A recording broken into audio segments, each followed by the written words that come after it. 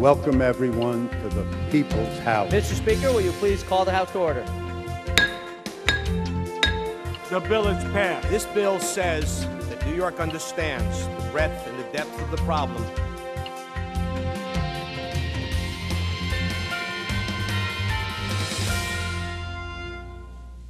Hi, I'm Tom Abinanti. Welcome to Assembly Update. My guest today is John Gilmore from Long Island. John and I first met some 7 or 8 years ago.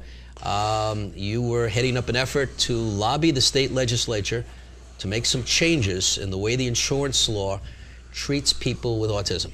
That's right. And somehow I came across you and joined your effort, and we were somewhat successful anyway. Yeah, we were. We moved the ball a little bit. Yes, and you've been working on that ever since, and lots of other issues dealing with people with developmental disabilities. That's right. But let's hear a little bit about you first. John Gilmore, you're a parent? I am a parent of 2 children, Luke, who's 14, who is diagnosed with autism, and I also have a son, Jack, 16, who fortunately is perfectly healthy. And I live in Long Beach, on Long Island. And what do you do and with your professional work? I am a professor at an art college in Manhattan, and that helps me to sustain what my real passion is, which is advocacy work for people with autism and related disorders. And I have a wife, Jennifer, as well. So your son, Jack, 14. Luke, 14. Oh, Luke is 14, okay. Yep. Jack is, how old is 16. He's 16. Yep. And he's a typical child. He's typical, yep. We're both going through the same thing. 14-year-old with autism. That's right. Who's going through puberty, who's getting into the world, and but seeing it through eyes different than most of us see it. That's absolutely true, yeah. Does it help to have an older brother who provides something of an example? Oh yeah, I mean, they have a great dynamic, the two of them, and they really love each other, and they just work together well. So Jack doesn't really function like a parent, but he really functions as an older brother, and so can sort of kind of guide him when he needs guidance, and just hang out when they need to hang out, and it's a good thing between the two. It's a different experience when you have a child who sees the world a little differently. Right. And sees it his way. And sees it his way. And you need to, most of the time, adjust to his way rather than the other way around. That leads us to your passion of trying to make things better for kids like Luke. Yeah, I mean, there's a whole array of things that we've been working on, as you know, and there's a whole panoply of unmet needs. Everything that touches them has an impact on them differently than it would have an impact on Jack. Right. Yeah. And I'm sure you see that. Right. And so we started working together many years ago, before I was a legislator, on trying to change the insurance laws. Right. Where'd that come from? Well, it came from the fact that most insurance companies basically refuse to pay for any kind of treatment related to autism. I mean, the way I got into it was that my son's neurologist wanted to do an EEG to make sure that my son was not having seizures, petit mal seizures, and she also wanted him to get an MRI of his brain just to make sure he didn't have a tumor as a possible source of his problems. And so we went ahead and did the procedures, and then we found out my insurance company, which was Empire Blue Cross Blue Shield at the time, didn't pay for it and wouldn't pay for it, and they wouldn't pay for it because he had autism. And so they were using the condition that he had as an excuse to not pay for what they would pay for any other child. That's right. And my son was relatively new to the diagnosis, and I spoke to a lot of other parents, and we found out that this was not at all a uncommon experience, and there was a whole variety of other things that weren't being covered just because the person happened to have this diagnosis. He was put in this category. So I looked around, and there was a bill here that would basically address that. And I had been working on some other legislations prior to that. And so I sort of launched into that with a whole bunch of other parents. We had a budget of like $12.82, but we had phones, we had computers, and we could get ourselves up to Albany. Those are personal phones and personal computers. Personal phones, personal computers, yes, no. You know, it's funny, I bring on this show as many people as I can who might be classified as lobbyists. Right. But who, in the true sense of the word, are lobbyists because they are trying to change the world because they see that it's not fair. That's right. And unfortunately, the public has an image of places like Albany as filled with high-priced lawyers right. who represent insurance companies and healthcare institutions and banks but I think the halls are filled more with people like you. Unfortunately, we often find that the people with the influence are the lawyers who represent all those institutional interests. Well, sure. But there are an awful lot of people like you, and people like you are the ones who actually make change up here. When we worked together with a group of parents, if you remember, I'm sure you remember, way back when, we did make change. Sure we did. And we got a law passed that, if I remember correctly, the first step was prohibiting discrimination. Right. And so that was in 2006. Right. The insurance companies, if they provided a service or paid for a service for anyone, then they could not deny it to someone because they were categorized as having autism, as in your situation. That's right. Right. And then after that, we came back again.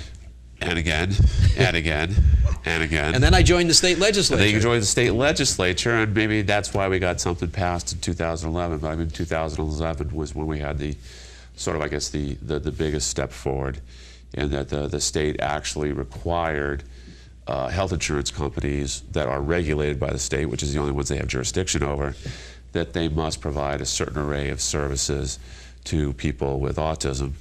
And the primary one being that they had to provide a certain kind of therapy you're familiar with, but I don't think people watching, called applied behavior analysis. It's sort of this ABA for short. ABA. It's a type of therapy for kids, very statistics based. Very statistics, very sort of focused. It can be both teaching and also sort of a behavior modification as well. And it's used extensively through New York schools, but the insurance companies were pretending it was sort of this radical new thing that had only been around for 20 years. And it has had good results. Right.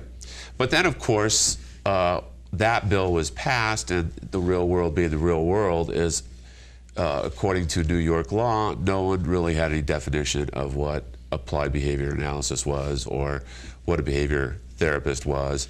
So that took another year to get that done. And it also required OT, that's occupational therapy, and PT, physical therapy, and other therapies like that for kids or people with developmental disabilities. But the insurance companies always put limitations on it. Right. And so that was another battle that we had, and we're still having that battle. That is one we haven't resolved, because so many people with autism actually seem to benefit more from the OT, the occupational therapy, the physical therapy, and speech therapy, as opposed to ABA. And we got them access to that, but we probably don't have access to a sufficient amount to really do what they need to do. So if you're not doing anything this weekend, maybe you might want to write a bill. You know. Well, actually, I have a bill on that issue, but I have a bill on it, and we're working on it. But one of the other problems that we faced also is and this is a good example of how people with disabilities are affected by so much of what goes on outside in another world. The psychologists have a book, a manual. Right, the Diagnostic and Statistical Manual. Yep. Okay. And there was a version that was around for 10 years or 14 years? Well, it's version 4? Well, since 1994. So depending on what you want to measure it from. So it's 20 years. So almost 20 years, yeah. And that was the. This was version 4. This is version 4. Okay, the DSM, the Diagnostic Statistical Manual, is basically the Bible that psychiatrists and psychologists use to define what they consider mental disorders.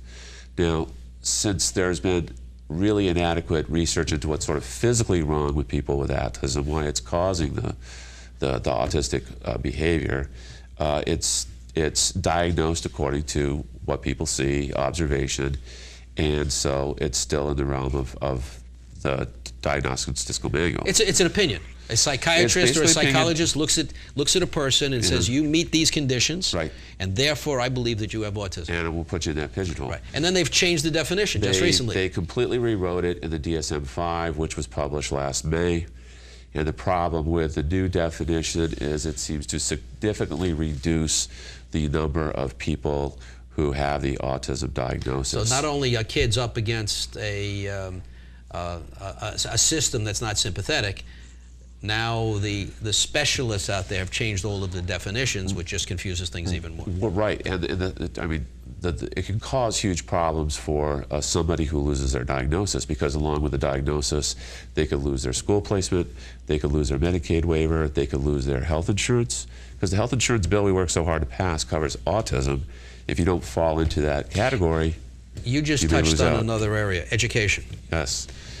We hear so much about special education. Well, unfortunately, the numbers of people with autism is growing. The vast majority of them are children, and so they are in school, and the vast majority of them are in special education programs at some time. And with the economic downturn we've been in for 5-6 years now, plus the tax cap that was put in place is really squeezing school budgets. Does special ed work? It does. It works like anything else. It works better with some people than other people. I mean, special education encompasses a vast array of working with people with learning differences and learning disabilities and so on.